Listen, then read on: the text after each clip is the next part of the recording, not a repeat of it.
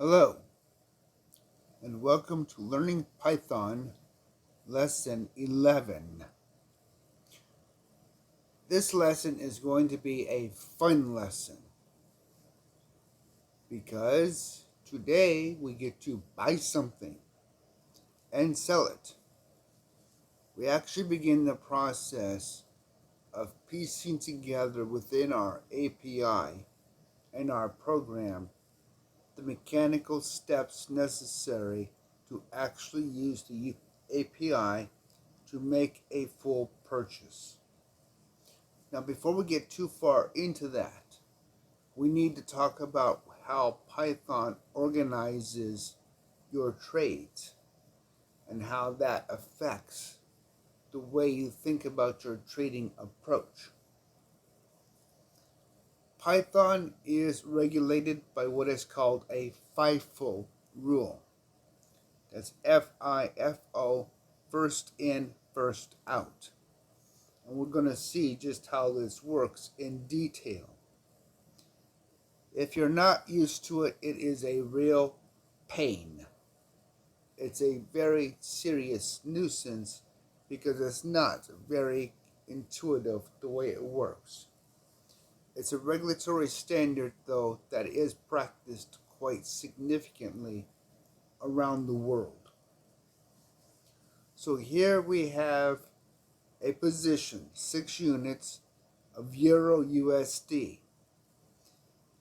But we see it as one position, all wrapped up together. But in actuality, it is a series of trades. As you can see, I have 4 units, 1 unit, and 1 unit. So I have 3 different trades that are wrapped up in this one single position. So based upon the first in, first out rule, when you sell something, the oldest unit gets sold from. That's very important if you're looking at your total profits and you see, for example, 7.4 pips, 7.4 pips, and then 6.9 pips. And of course, these are going to change real time. So you can actually have a situation where one trade is a positive and one trade is a negative. The oldest trade will be sold first unless you sell them all. And that becomes a bit of a difficult thinking process if you're not aware of how the exchange works. So when we get into actually programming our bot, we do need to think about the order of our trades and how they take effect. So let's get right to our VPS and get into the game. Okay, here we are into our VPS and our Learning Python folder. So let's get into the program. And yes, we are using a different editor. The first thing about programming is never get too comfortable with one tool unless it's a tool you've written yourself.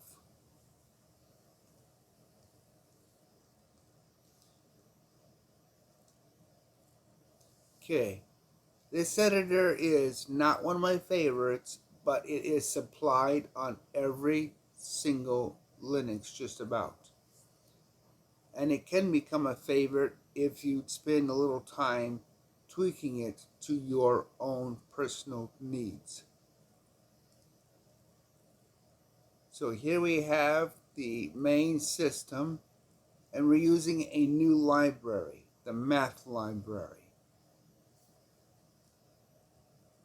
Of course, all of the OANDA information necessary with a new endpoint.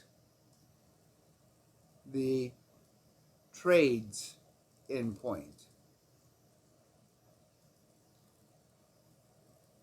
Now we have our class that we started.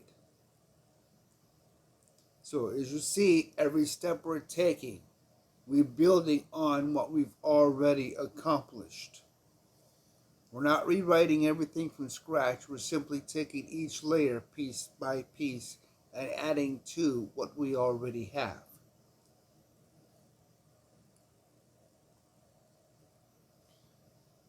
Reading our credentials, logging into the exchange. Now the one thing that Nano does have, and this is true for a lot of different editors in Linux, is you can tune and color certain things to help you see language-specific features. And Nano does come with that automatic. Okay, here is our retry loop for pushing the API. Again, everything we've seen in previous videos.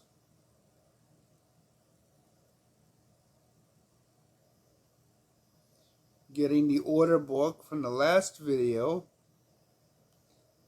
And here is something we're going to be using today. We're going to be getting the open positions, not orders, positions. We're only going to be using market orders, which is kind of why this video is a little bit behind, as I had to wait for the markets to be open. So we're going to actually get the positions that we have on OANDA. And of course, always be sure to double check your work because typos always happen.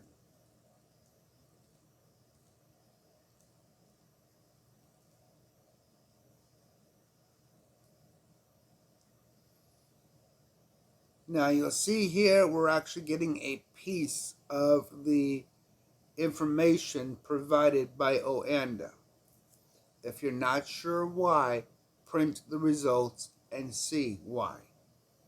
And I will demonstrate that in a little bit when we actually run this program, what we are actually looking for. And here is one of the most interesting parts of working with OANDA. It's not complicated, but it is something that you need to keep in mind of a specific sequence. You notice I commented quite heavily exactly what is required for this to work.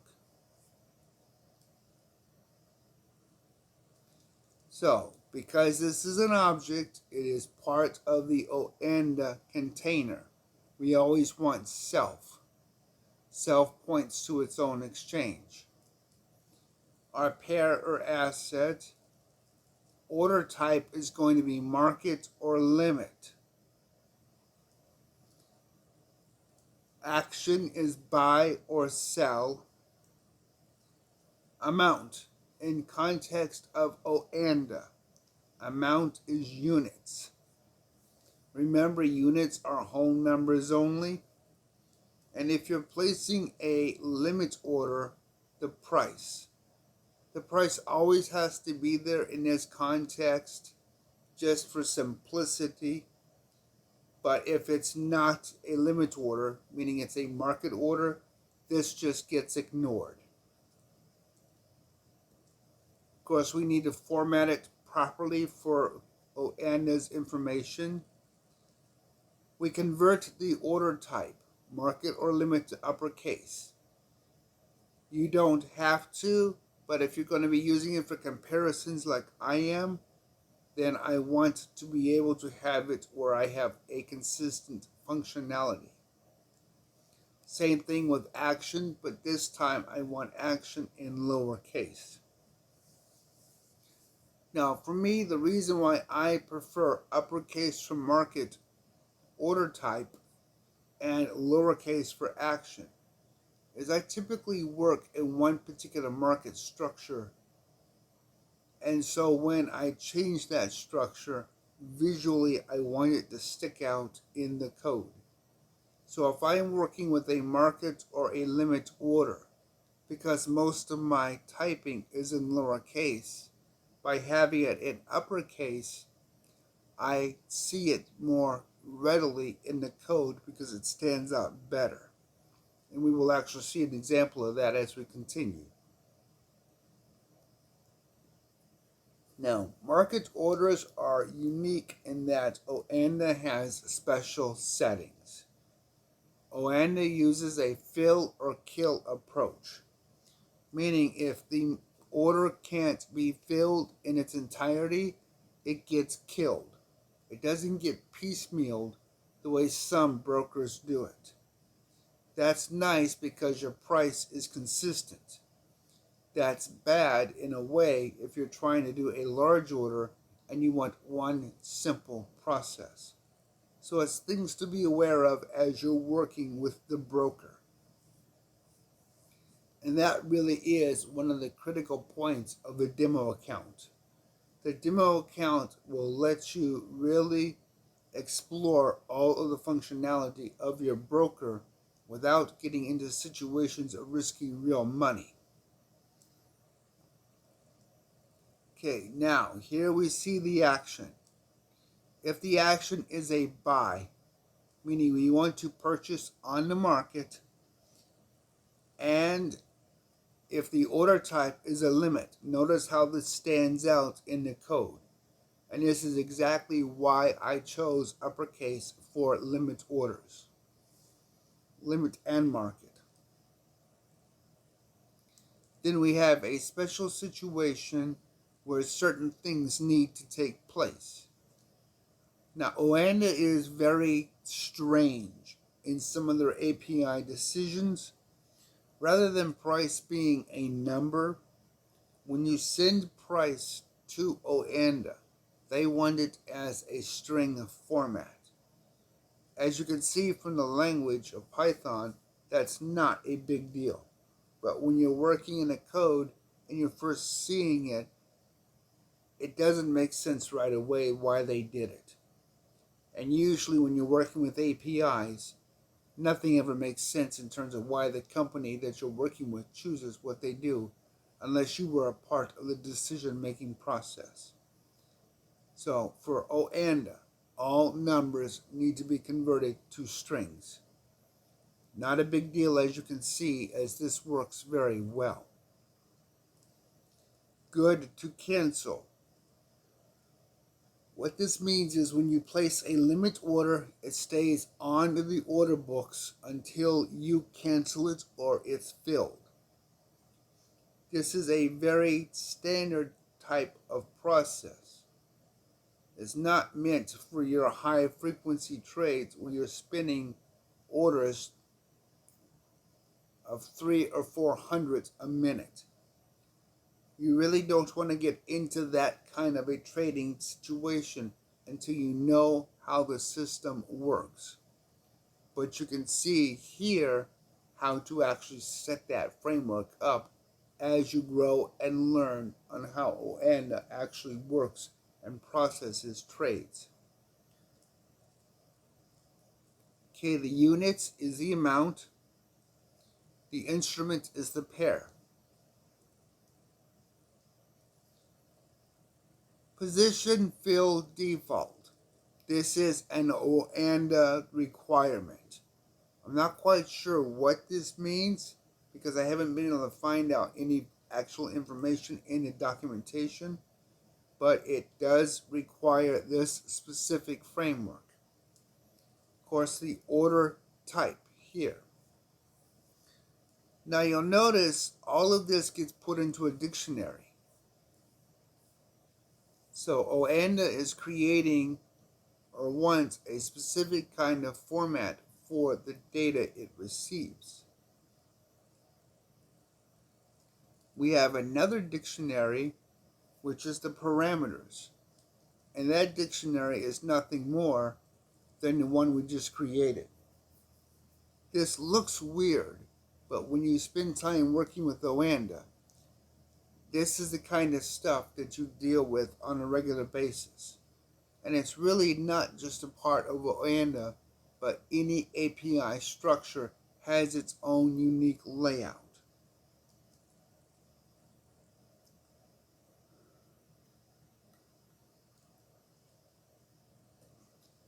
Now we set up and we build the request to the server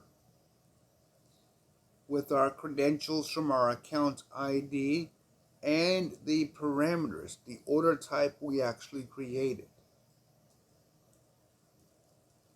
We get our results and we've created our order.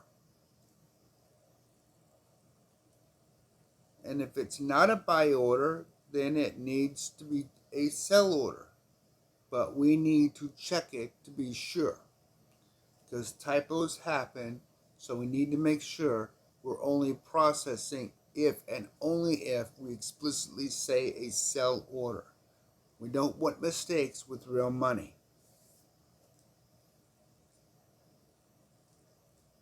Okay, here it gets into a bit of a weird situation because OANDA is actually very unique in what it does here.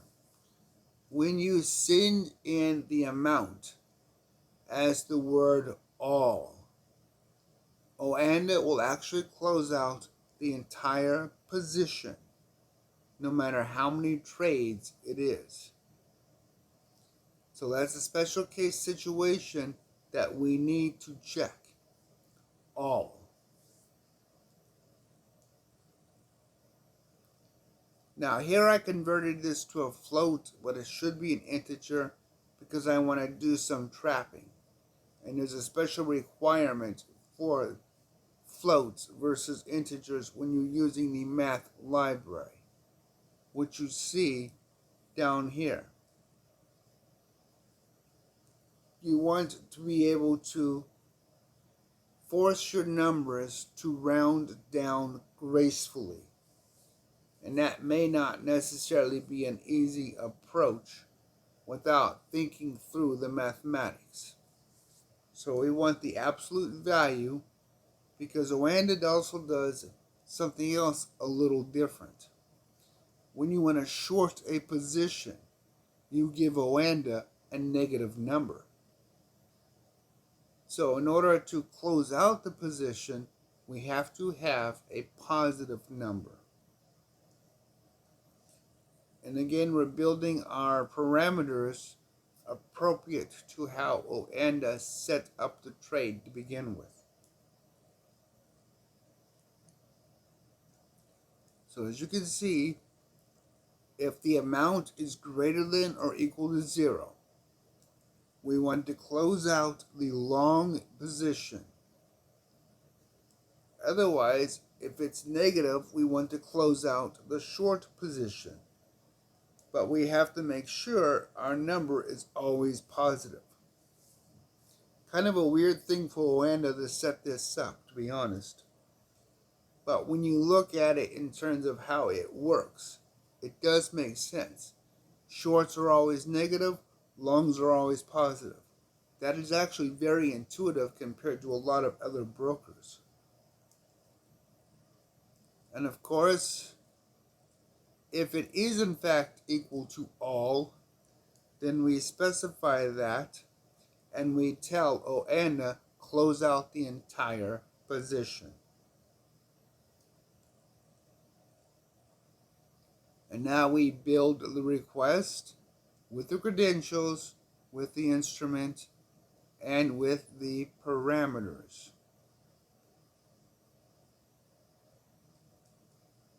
And then we actually set out for the close. Now, because we're explicitly testing for buy and sell, if it's not, we don't want the system actually trying to make either a buy or a sell. So if it's not explicitly one of those two, we don't want to process the request, and we want to tell the user they gave us a bad action. And if everything works right, give the results back to the main program. Very simple, really, with just a very few gotchas compared to a lot of the other stuff that we've done previously. Placing an order is really a nuance of the API itself more than it is simply looking at the language variants. And as you can see from the language itself, we really don't have too many special things sticking out, except for example, string, how to convert a number to a physical set of characters. That's a good example. That is literally just the opposite of float. So as we work through this code, we begin to see really just how simple it is and just how easy things begin to flow once you understand the separation between the language and the API. And sometimes that separation is very difficult because you literally have the API being an extension of the language. Okay, we get to our main code, and here we're doing a lot of stuff. We're actually checking the command line. That is, we want to be able to get information from the user about what they're doing. Now this is important because we can use this to tell the program a lot of details. For example, we're getting the pair, the order type, the action, the amount, and the price. And if we don't have all of these elements, then we tell the user what we need and we stop the program. A nice, easy way to make sure we have the information we absolutely need. And now we begin the fun. We set up the API. We get the broker variable that lets us able to talk to the API easily. Because the API is already load the markets, all we have to do is just go get that information. No special calls. Now we get the ticker amount. If we place a market order, the ticker is what is going to be given to us if we place when we place the buy. When we place a market order for the sell, the bid price is going to be our selling price. So it helps to know this ahead of time, particularly if you want the information filled in by the computer.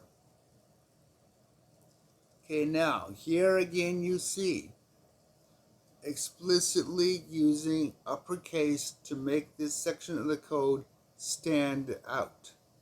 And exactly what we've done with the action price. If it's a market order, we want to override what the user gives us. Doesn't matter what the user says, market orders are a requirement from the exchange. Otherwise, we take what the number gave us, what the number that the user gave us, and convert it into a float. So here we have a simple way of, instead of having 3 different commands of 3 different values, actually taking 3 different values and assigning them to one variable based upon a situation. And this is really how you save a lot of time in code, because here is the actual amount. So we use act price. So price that we pass, there we go. The price that we pass into the place order is the action price that we've just given. If it's a market order and it's a buy, we're going to give it the buying price. If it's a market order and it's a sell, we're going to give the selling price. If it's a limit order, we're just going to give the price the user gave us, no matter what it is. So we contact the broker using the broker variable. We place our order. We lay everything out. The asset or pair that we're trading, the order type, market or limit, the action, buy or sell, the amount being the number of units we want, and the price.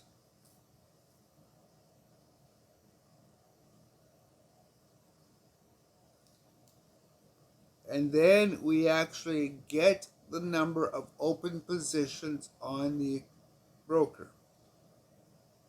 Now things get fun, because there's a lot here that you can take this part really to the next level. So all I'm doing here is I'm simply going to print these on the screen. I'm looking at the current units. How much do I have left of a given position trade? What is the price that it is at? Now, if the price is greater than 0, we're dealing with a long position. If the price is less than 0, we're dealing with a short position, and we simply want to print all of this information out. But we want the open time, we want the ID of the trade, the side being long or short, the state being open, closed, pending, whatever, the number of current units left, and the price it was purchased at. And we're doing all the fancy formatting with it. So here we have really a nice, simple program that actually is going to become the very basic starting point of our bot. So let's actually see how this works. Okay, so OANDA 4. It gives us our description because we had nothing given on the command line. So we're going to trade Euro USD. Our order type is going to be market.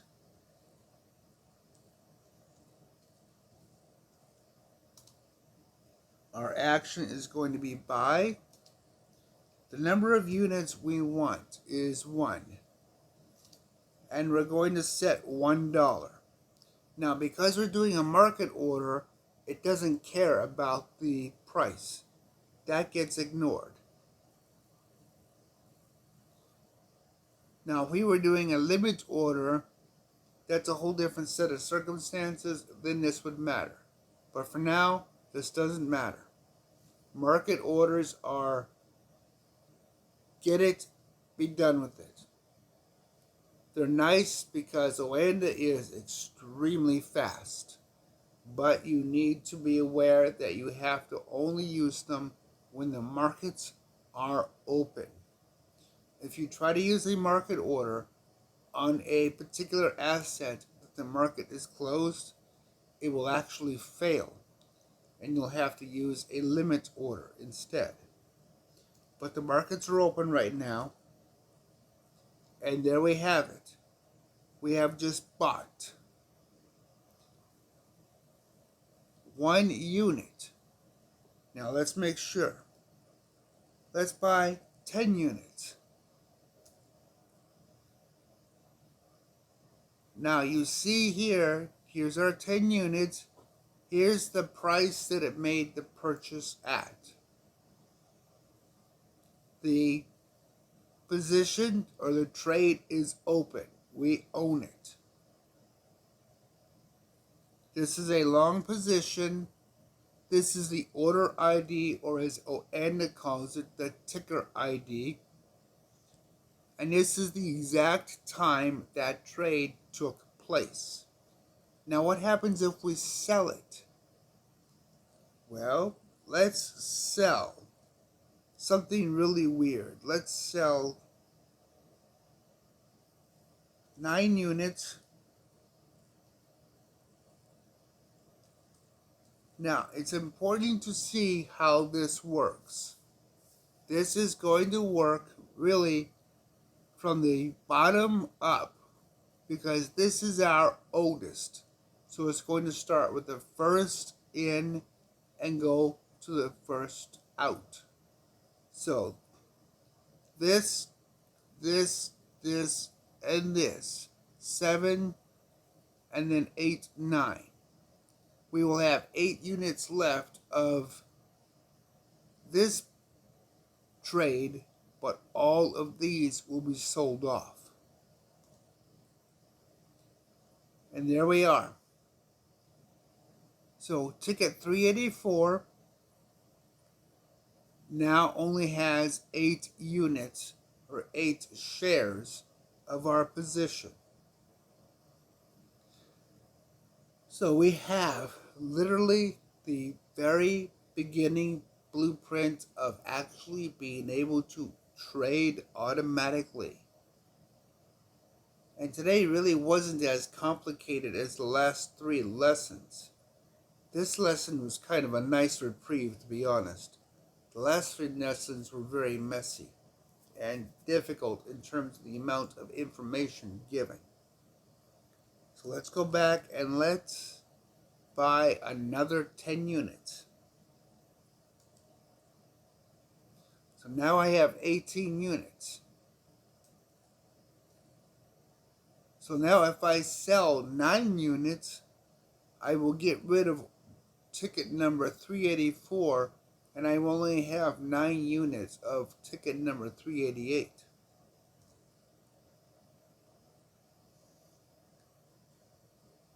Nice and simple.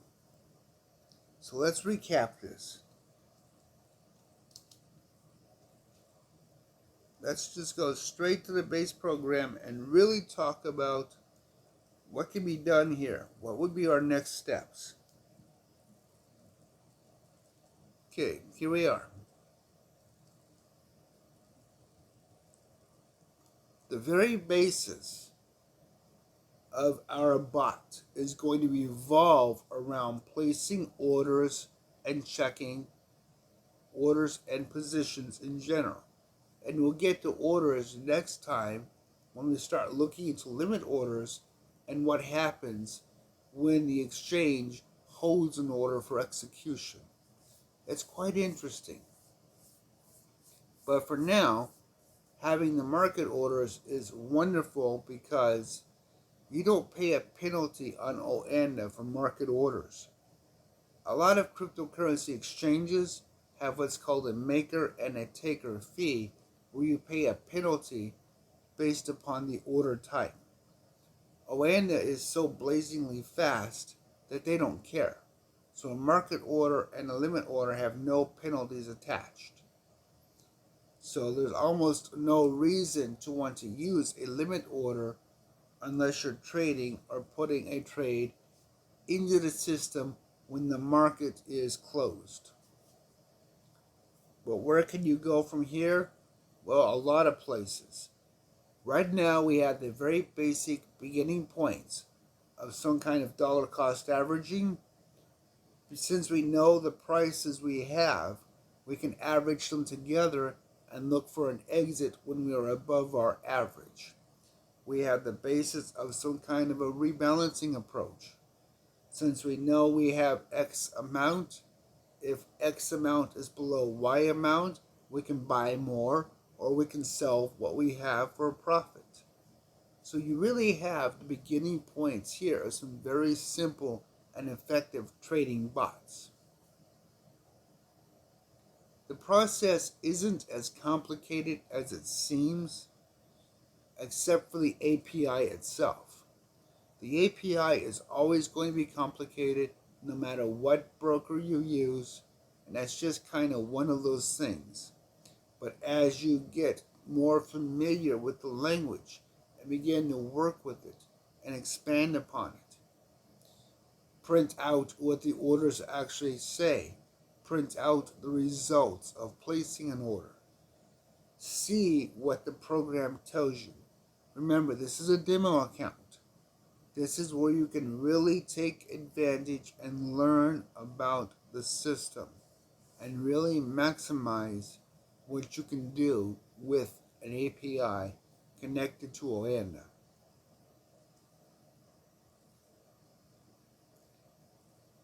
So, the other standout for this program is being able to direct your program from the command line.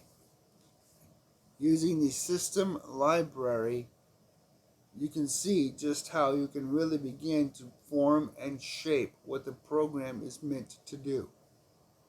I use EURUSD, but you can use any asset OANDA supports.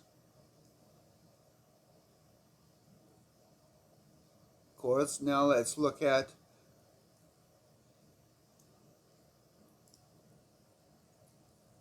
placing an order. The code looks complicated, but when you break it down to the components you already know, it's not. The API is more of the problem here than the actual language. And it's just a matter of getting the API to work appropriate to the OANDA documentation. You can find all the information on OANDA's website that clearly talks about how the API works. It's a little complicated to get into it first, but you'll see all of this information laid out.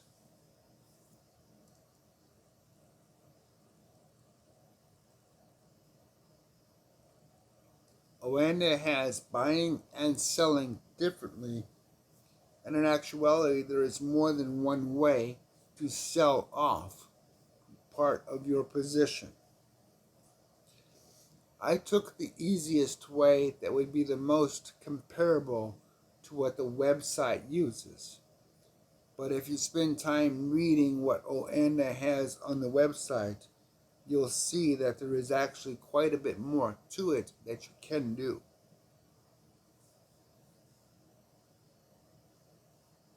The question becomes, do you need to do it, or is it just over-extenuating a service that you don't really need?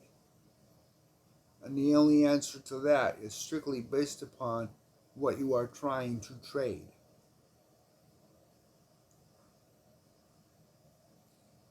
And finally, your open positions. Pretty straightforward. This one's pretty much like everything else in OANDA. You set up the basic call, you give the basic call, and then you simply give the results back to the users. There you have it. Our very first orders. The beginnings of buying and selling with OANDA from the API. Simple and easy, but still challenging enough that you need to take your time with it. Going from here,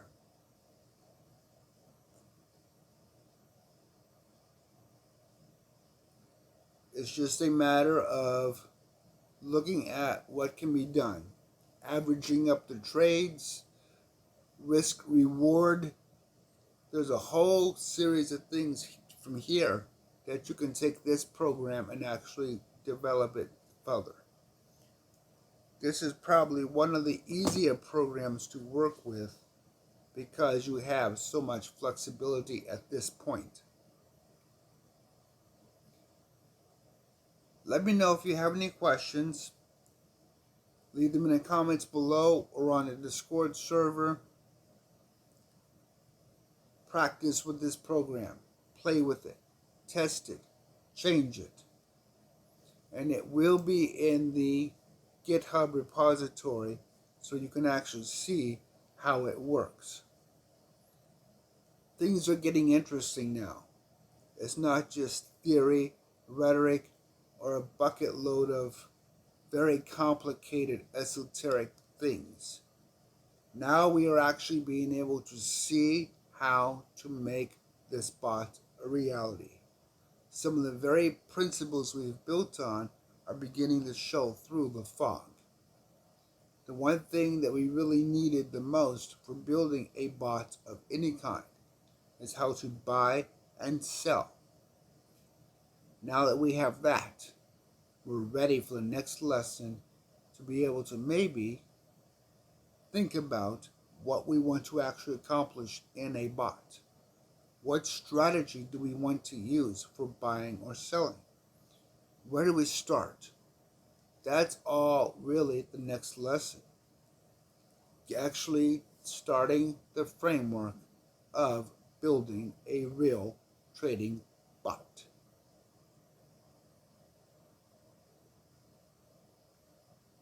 I hope you've enjoyed this lesson and all of these lessons. And until next time.